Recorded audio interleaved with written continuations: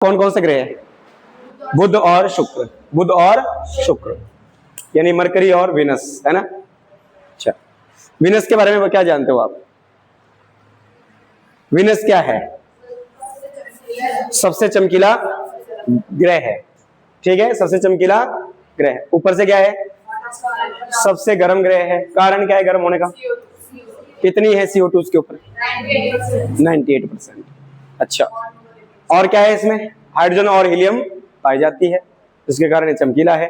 पृथ्वी का सबसे निकट ग्रह है कौन? कौन है पृथ्वी का सबसे निकट? पृथ्वी का सबसे निकट शुक्र। तो हम शुक्र की ही पढ़ रहे थे, वैसे तुम वैसे ले गए बुध में। पृथ्वी का निकट बोला था मैंने, पृथ्वी, सूर्य का निकट नहीं, पृथ्वी का। अच्छा, पृथ्वी किन दो ग्रहों के बीच में है? मंगल और शुक्र, ठीक है। क्या शुक्र का कोई सैटेलाइट है? यस या नो? हाँ या ना?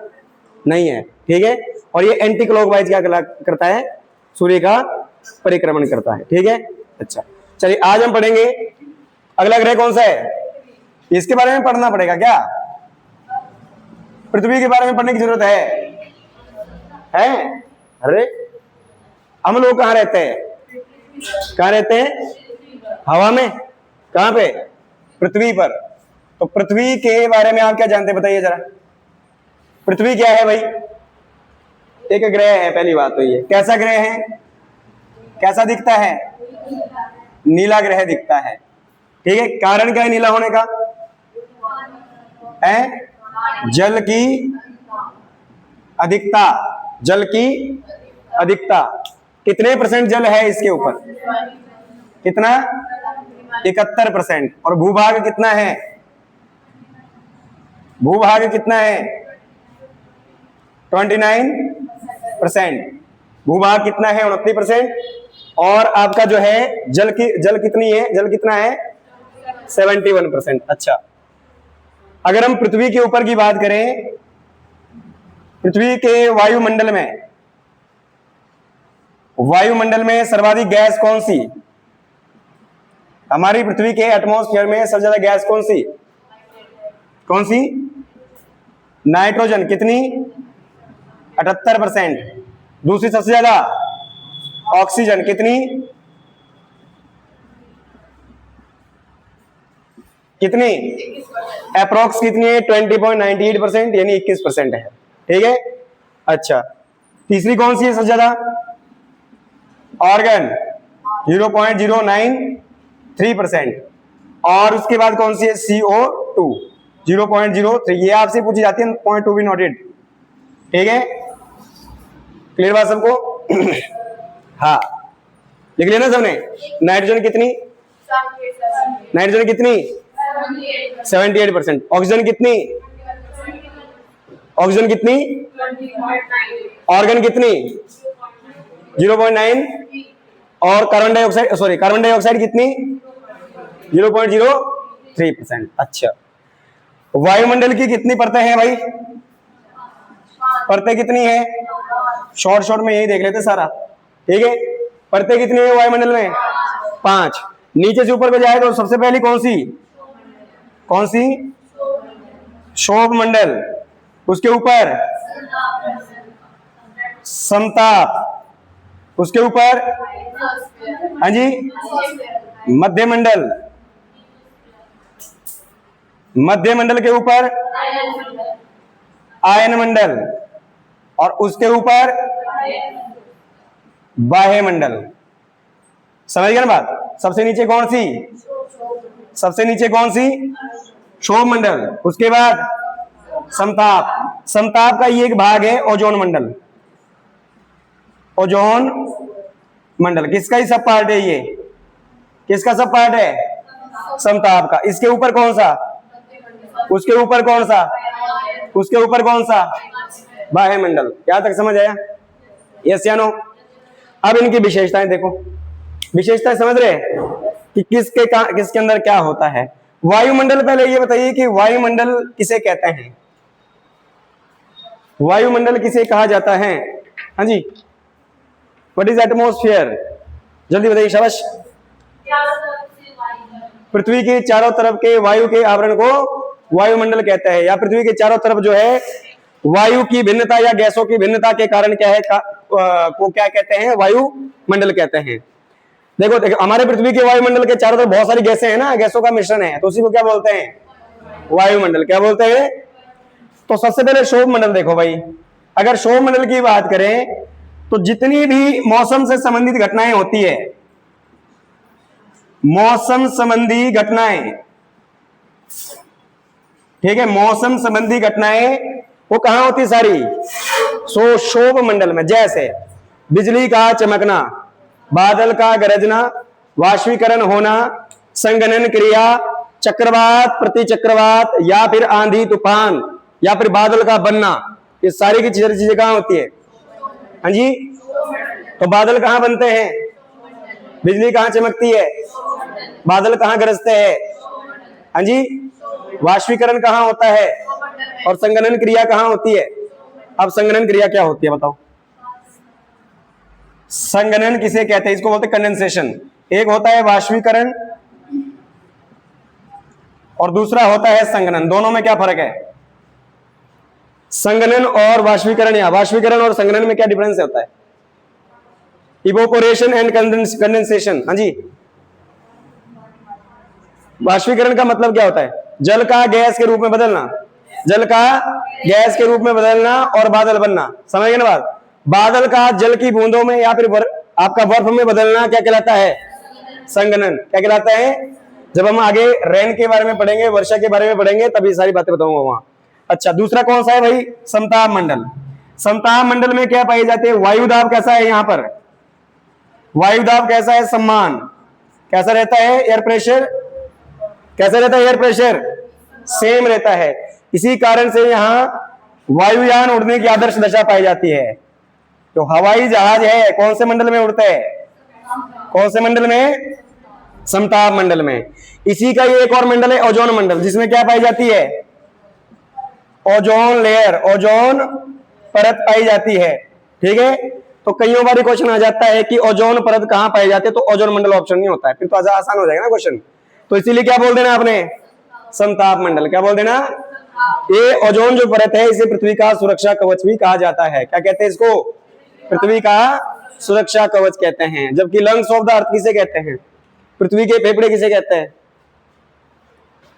ये तो सुरक्षा कवच हो गया, फेफड़े किसे कहते हैं? कौन सा वन? अमेजन, अमेजोन, अमेजन जंगल को। कहां है अमेजन जंगल? कहां पर है इसमें? यहाँ देखो मैप में कहां है? यहाँ पर है, यहाँ पर है, यहाँ है। कहां पर है? दक्षिण अमेरिका। ठीक है, ठीक है ना। अच्छा, पृथ्वी किडनी किसे कहते हैं? Kidney, kidney of the earth. गुर्दे, गुर्दे पृथ्वी के वहां नहीं लिखे हुए यार। हाँ, वहां दिख रहे क्या आपको गुर्दे? किसे कहते हैं? मैग्रोव फॉरेस्ट को। किसको कहते हैं? Mangrove, mangrove one. कहां पाए जाते हैं सबसे ज्यादा? सुंदरबन डेल्टा में। कहां पर? सुंदरबन डेल्टा में। अच्छा, और ये ओजोन जो परत है ये क्यों पृथ्वी की सुरक्षा कवच है? क्या करती है ये? पराबैंगनी किरणों से प्रोटेक्ट करती है। किसको? पृथ्वी को। किसको? पृथ्वी को। अच्छा, पराबैंगनी किरणें किससे निकलती है भाई? सूर्य से। किससे? सूर्य से। अच्छा, इसको धीरे धीरे से बोलते हैं पतली हो रही है लेयर। क्या हो रही है?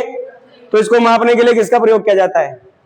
ओजोन परत को मापने के लिए किस इकाई का प्रयोग किया जाता है? किसका? डॉप्सन। कौन सी इकाई? डॉप्सन इकाई। ओजोन परत की मोटाई को मापने के लिए डॉप्सन इकाई का प्रयोग किया जाता है। ठीक है, ध्यान रखें। जैसे दूध की शुद्धता को मापने के लिए क्या किया जाता है? Lactometer, lactometer. वैसे ही आपका अम्ल और क्षार को मापने के लिए क्या किया जाता है? पीएच स्केल का प्रयोग किया जाता है। अच्छा, वायुदाब को मापने के लिए बैरोमीटर का प्रयोग किया जाता है। उसी तरीके से ओजोन परत की मोटाई को मापने के लिए डॉप्सन इकाई का प्रयोग किया जाता है। भूकंप को मापने के लिए किसका प्रयोग किया जाता है? सिस्मोग्राफ। भूकंप किसमें होता है? सिस्मोग्राफ। और भूकंप के अध्ययन को सिस्मोलॉजी क्या कहते हैं? सिस्मोलॉजी। और भूकंप की तीव्रता को किसमें दर्शाया जाता है? Richter scale. किसमें? रिएक्टर स्केल में। तो ये भी आपने बात ध्यान रख लेना है। अच्छा अगला मंडल कौन सा है? आयन मंडल। कौन सा मंडल है भाई? आयन। मध्य मंडल है क्या है? अच्छा मध्य मंडल कौन सा?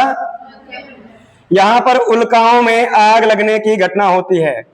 उल्काओं में आग लगना, आग सबसे ठंडी परत है ये।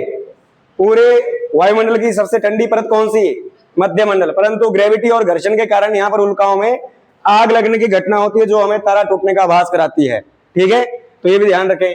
अच्छा अगला है आपके पास आयन मंडल। कौन सा मंडल? आयन मंडल। यहां पर क्या होता है कि जो संचार संबंधी उपग्रह यहां पर लगाए जाते हैं, स्थापित किए जाते हैं। कम्युनिकेशन सैटेलाइट, क्योंकि यहां पर अल्फा, बीटा और गामा और चुंबकीय तरंगों जो है सब ज्यादा पाई जाती है, और इसी कारण से यहां पर क्या संचार संबंधी उपग्रह को स्थापित किया जाता है, जो आपको टीवी, न्यूज़पेपर, आपका जो मोबाइल फोन को जो सिग्नल देते हैं। ठीक है ना, संचार के साधन से संबंधित जो आपके उपग्रह है वो कहां लगाए जाते हैं? कहां पे? आयन मंडल में। कहां पर? आयन मंडल। लास्ट कौन सा है? वायुमंडल। अब वायुमंडल जो होती है ये पृथ्वी की कक्षा में, पृथ्वी के ऑर्बिट में प्रवेश करने का लास्ट जो है आपका क्या है? आपका जो है घेरा है। समझ में बात? जब भी हम कोई सैटेलाइट पृथ्वी से लॉन्च करते हैं अंतरिक्ष के लिए, तो सबसे पहले वो वायुमंडल का चक्कर लगाने के बाद, और वायुमंडल का चक्कर लगाने के बाद कहां जाते हैं? अंतरिक्ष में। समझ में बात? इसके बाद का जो एरिया है क्या कहलाता है? अंतरिक्ष। मतलब ये ऑर्बिट है। ऑर्बिट मतलब ऑर्बिट समझते हैं? दूरी। ठीक है ना, ऑर्बिट में प्रवेश करने के लिए और बाहर जाने के लिए लास्ट एरिया है कौन? वायुमंडल। इसके बाद क्या हो जाएगा? शुरू अंतरिक्ष। ठीक है, तो ये सारे के सारे है जो आपने ध्यान रखने हैं। चलिए आगे देखिए, लिख लिया ना सबने? अच्छा पृथ्वी के पास पानी कितना है भाई? पानी कितना है इसके ऊपर? जल कितना है? कितना? भूभाग कितना है? हाँ जी 29%। अच्छा ये जो आपका जल है 71%, इसमें पृथ्वी पर कितने महासागर समाये हुए हैं भाई? वैसे तो झीलें, नदियां, बहुत सारी और भी चीजें, तो महासागर कितने हैं? कितने महासागर हैं? गिनाइए। सबसे बड़ा कौन सा है? सबसे बड़ा प्रशांत, जो जितना शांत है उतना बड़ा। ठीक है, प्रशांत महासागर। ठीक है, दूसरा है अटलांटिक महासागर। ठीक है, अगला तीसरा, हाँ जी हिंद महासागर। अगला अंटार्कटिका महासागर। अगला अगला आर्कटिक है।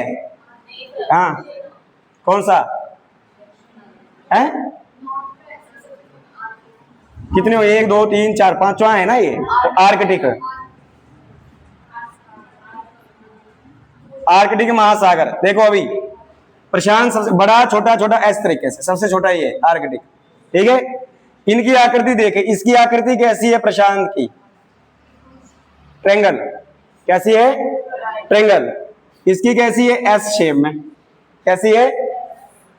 हिंदुस्तान, ये हिंदुस्तान के नाम पर ये प्रशांत ऐसे हिंद महासागर का नाम पड़ा, बात खत्म। अंटार्कटिका ये अपने आप में महाद्वीप भी है, अधिक बर्फ होने के कारण महासागर में काउंट कर लिया जाता है। या फिर महाद्वीप देखे तो ये निर्जन महाद्वीप है। निर्जन महाद्वीप, निर्जन मतलब जहां पर लोग नहीं रहते हैं। यहां पर कुछ आपकी जो है जीव जंतुओं की प्रजाति पाई जाती है, पेंगुइन पक्षी है। ठीक है, वो यहां पर सबसे ज्यादा पाए जाते हैं। ठीक है, या फिर आपके जो है परमाणु रिसर्च के केंद्र हैं यहां पर बहुत सारे। ठीक है, आर्कटिक महासागर, इसकी आकृति डी शेप में है। कैसी? डी शेप में। समझ गए ना बात? अच्छा, महाद्वीप कितने हैं जी? महाद्वीप कितने हैं? 7। सबसे बड़ा एशिया, दूसरा अफ्रीका, तीसरा अच्छा उत्तरी अमेरिका, फिर दक्षिण अमेरिका, फिर अंटार्कटिका, फिर और फिर ऑस्ट्रेलिया। ये घटते क्रम में है, ध्यान रखें। ऐसे नहीं है एक इधर का बड़ा एक वहां का। ठीक है, सीक्वेंस में ध्यान रखना है। बड़ा, छोटा, फिर छोटा, फिर छोटा, फिर छोटा, सबसे छोटा, इस तरीके से लिखा। एशिया, अफ्रीका, उत्तरी अमेरिका, दक्षिण अमेरिका, अंटार्कटिका, यूरोप। 5वां सबसे बड़ा महाद्वीप कौन सा है? और सबसे छोटा महाद्वीप ऑस्ट्रेलिया। दूसरा सबसे बड़ा, और देशों के आधार पर सबसे ज्यादा देश किस महाद्वीप में? सबसे ज्यादा देश कितने हैं? कितने? और यूरोप में कितने हैं? अच्छा, और एशिया में? और यूरोप में कितने बताया आपने? अच्छा, ठीक है, ठीक है, चलिए। तो लिख लिया ना सबने, महाद्वीप महासागर हो गया है। अब कर दूं। अब जो पृथ्वी है यह अपने अक्ष पर 23.5 डिग्री झुकी हुई है। पृथ्वी अपने अक्ष पर 23.5 डिग्री झुकी हुई है।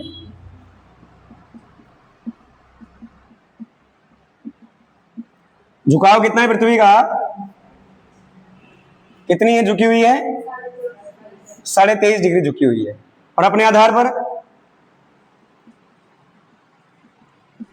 अपने आधार पर 66.5 डिग्री। क्या ये कोई, इसका कोई फायदा है झुकने का पृथ्वी के? है? क्या फायदा है? पृथ्वी का झुकाव क्या बताता है? हैं? मौसम यानी जलवायु क्या बताता है? जलवायु। पृथ्वी के झुकाव के कारण क्या होता है किसी ग्रह पर, उस ग्रह पर झुकाव उसका दर्शाता है। ठीक है, अच्छा।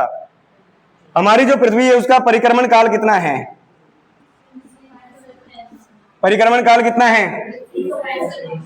365 दिन और 6 घंटे। हम पहले पढ़ चुके इसके बारे में। अच्छा, घूर्णन काल कितना है? घूर्णन काल कितना है? 23 घंटे 56 मिनट और 4.2 सेकेंड, या फिर 42 सेकेंड बोल सकते हैं आप। ठीक है, ये आपने घूर्णन काल ध्यान रखना। घूर्णन काल से क्या होता है? दिन रात बनते हैं, और परिक्रमण से ऋतु परिवर्तन। ये मैं पहले ही बता चुका हूं आपको। ठीक है, अच्छा। पृथ्वी का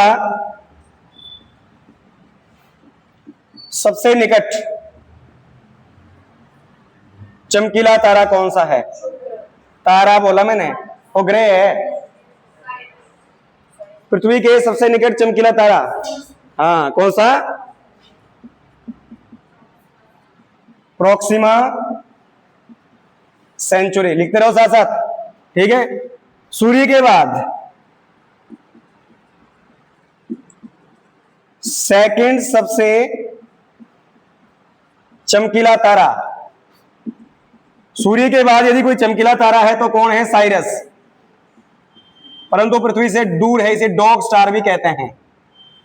क्या कहते हैं? डॉग स्टार इसे कहते हैं। पृथ्वी, सूर्य के बाद देखो, अगर पूछे सबसे चमकीला तारा कौन सा और सूर्य ऑप्शन नहीं है तो क्या लगाएंगे? और सूर्य ऑप्शन नहीं है तो क्या लगाएंगे? साइरस। पृथ्वी के निकट सबसे चमकीला कौन सा? Proxima Centauri. कौन है? Proxima Centauri. 4 चीजें मैंने आपको चमकीली बताई है। नंबर 1 सूर्य, नंबर 2 शुक्र, नंबर 3 प्रोक्सिमा सेंचुरी और नंबर 4 साइरस। और चारों की विशेषता अलग अलग है। शुक्र चमकीला जरूर है परंतु क्या है? ग्रह है। सूर्य चमकीला जरूर है परंतु सौरमंडल का सबसे ज्यादा चमकीला है। साइरस चमकीला जरूर है परंतु सूर्य के बाद। प्रोक्सिमा सेंचुरी चमकीला जरूर है परंतु पृथ्वी के सबसे निकट। ठीक है, तो ध्यान रखिए। क्लियर बात सबको? यस या नो? अच्छा, बाकी मैंने टाइम बता दिया कि लाइट कितने समय में आती है सूर्य की धरती पर, और चंद्रमा की कितने समय में आती है। कल मैंने पिछले लेक्चर में आपको बता दिया था। ठीक है, अच्छा। इसके अलावा आगे अगर हम बात करें पृथ्वी के बारे में, तो इसका एकमात्र उपग्रह, प्राकृतिक उपग्रह,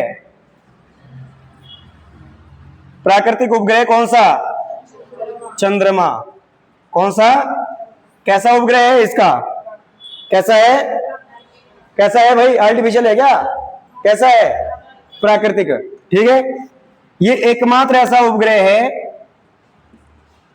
एकमात्र ऐसा उपग्रह जिसका घूर्णन और परिक्रमण काल बिल्कुल समान है। ध्यान रखें, बहुत इंपॉर्टेंट बात है ये। ठीक है, ऐसा कोई नहीं करता है पूरे सौरमंडल के अंदर।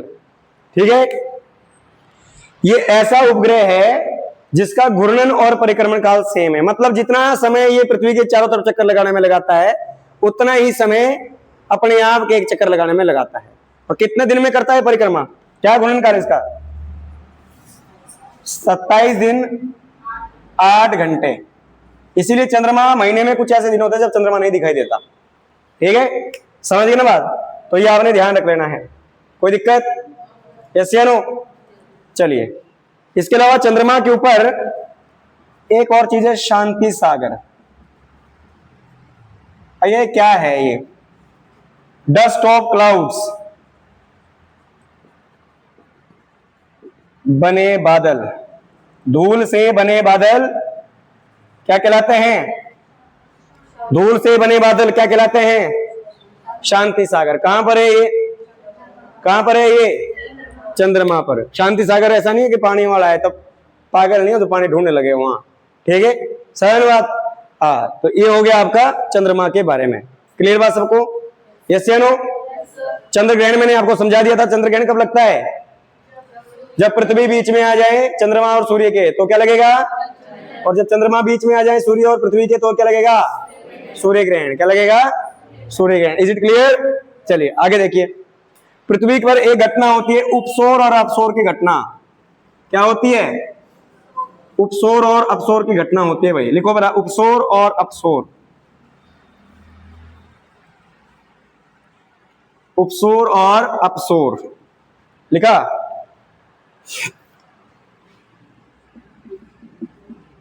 उपसौर अपसौर, उपसौर और अपसौर। उप का मतलब क्या होता है? उप प्रधानमंत्री, उपराष्ट्रपति, उपाध्यक्ष, छोटा, बड़े से छोटा। क्या होता है? बड़े से छोटा। ठीक है, छोटा ही होता है ना उप। तो कैसे याद रखना है? सारी चीजें हम छोटी रखेंगे। यहाँ जितनी भी चीजें आएगी इसके अंदर वो छोटी छोटी रहेगी, इसकी इससे इससे। ठीक है, ये घटना होती कब है? मान लीजिए ये सूर्य है आपका, ठीक है, तो जब आपकी जो पृथ्वी है, पृथ्वी किसके चारों तरफ घूमती है? पृथ्वी किसके चारों तरफ घूमती है भाई? किसके? सूर्य के। तो पृथ्वी कभी कहां होगी? इस डायरेक्शन में होगी यहाँ, और कभी कहां होगी? इस डायरेक्शन में होगी। ये कौन है? अर्थ। कभी यहां कभी यहां। ठीक है, अब आपने ध्यान रखना है कि उपसौर और अपसौर में क्या फर्क है। उपसौर कब आता है? जब पृथ्वी और सूर्य की दूरी सबसे कम हो। जब पृथ्वी और सूर्य की दूरी सबसे कम हो। कैसी हो दूरी?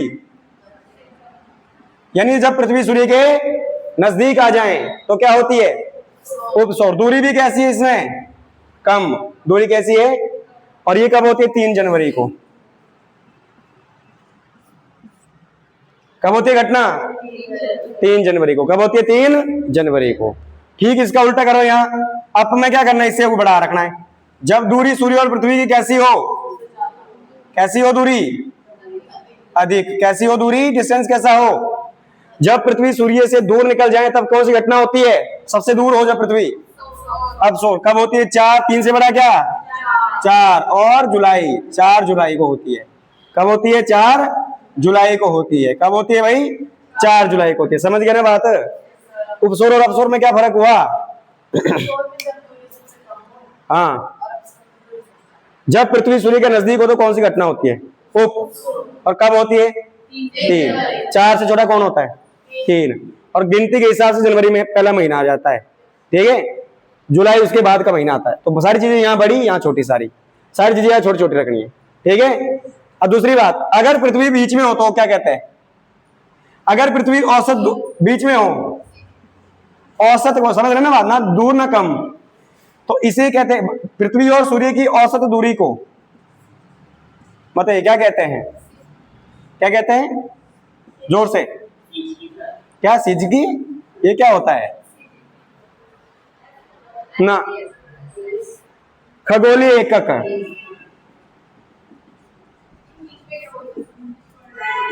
या इकाई।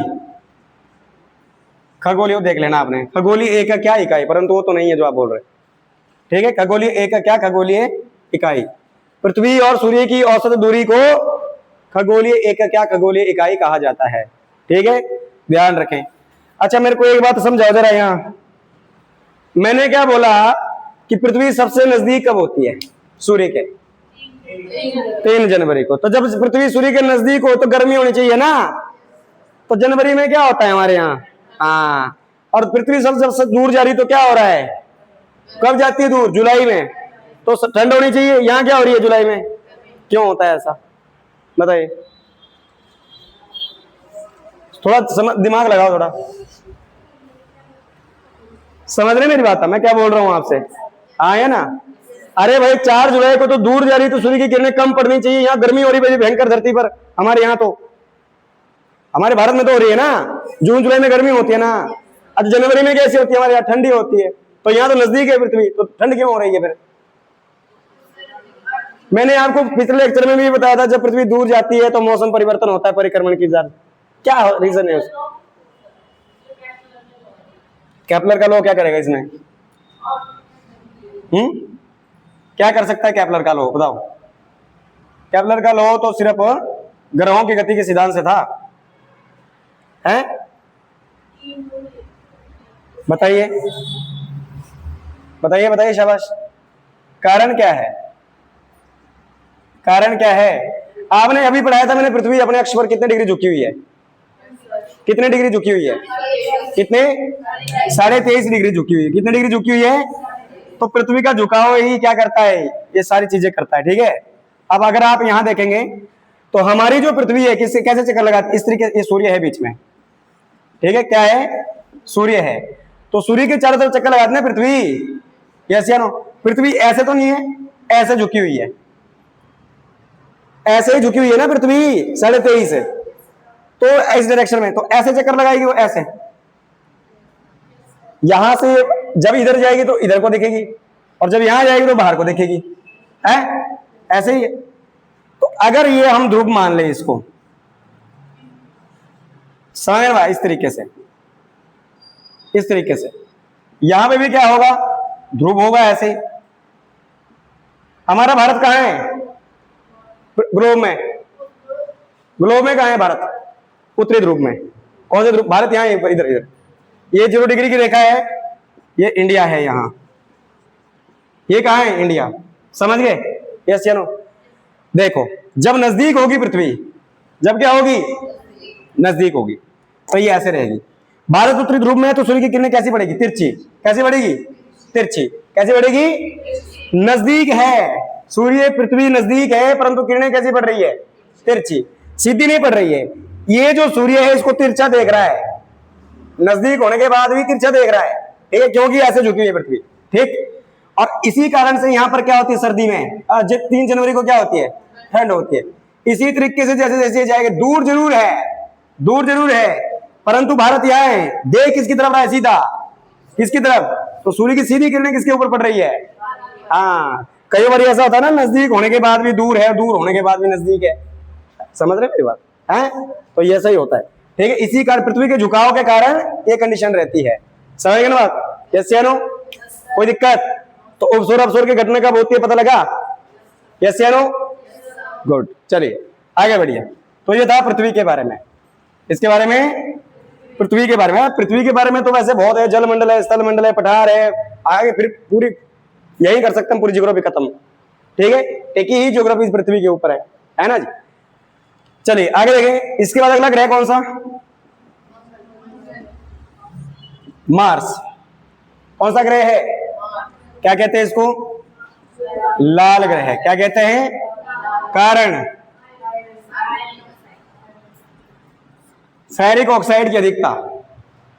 लोहे का सिंबल क्या होता है? Fe। क्या होता है? तो आयरन ऑक्साइड की अधिकता के कारण कैसा दिखता है? कैसा दिखता है? लाल दिखता है। ये 25 डिग्री झुका हुआ है अपने अक्ष पर। जीवन की संभावना है, जीवन की संभावना है। भारत ने कौन सा मिशन भेजा था मंगल पर? भारत क्या मंगल पर गया है? हाँ ना। चंद्रमा में तो 3री अटेम्प्ट में गए, मंगल पर गए। भारत ने भेजा है मंगल पर मंगलयान भेजा है। कैसे? कहां देखा आपने? कहां देखा था? 2000 का नोट आया था, उसके पीछे किसकी आकृति बनी थी? हाँ, तो कब भेजा था? क्या नाम था? Mom mission. 2013-14 में। जिसने क्या पता लगाया कि जीवन की संभावना है, उसके ऊपर वायुमंडल है। अच्छा, 500 के नोट के ऊपर कौन सी आकृति है भाई? खर्ची करते रहो तुम, देखा मत करो उनको। सांची का स्तूप है। वो भगवान, खत्म। ओ भाई वो है लाल किला। क्या है? लाल किला किसने बनाया था? हाँ। अच्छा, 200 के ऊपर क्या है? 200 का जो नोट है उसके ऊपर क्या है? बाप रे बाप, नहीं पता करेंसी का। कितने खर्च कर दिए होंगे आज तक? अनलिमिटेड। ऑनलाइन करती है वे। कितने कितने खर्च कर दिए होंगे? देखा नोट, देखा नहीं ढंग का है भाई, क्या है उसके ऊपर, कैसे है। अब मत देखो, एग्जाम हॉल में वॉलेट अलाउड नहीं होता है। उसके ऊपर है सांची का स्तूप। सर अच्छा, 100 के ऊपर क्या है? 100 रुपए का नोट है उसके ऊपर गांधी जी ने, ये तो सारे बिना गांधी वाला तो चलना नहीं, ये तो छोड़ दो। गांधी तो सबके ऊपर है। किस चीज की आकृति बनी है? कोणार्क, रानी क्या बाव, बावड़ी, समझ बात। कोणार्क का मंदिर कहाँ है? अच्छा अच्छा, चलो बताइए दो जब आ रहे हैं। अरे मैं बोल रहा हूँ किस नोट पर है, तो वही तो, पर उस पे नहीं है जो अभी तक गिना रहे आप। और ढूंढो सारे। 50 के ऊपर क्या है? 50 के ऊपर क्या है?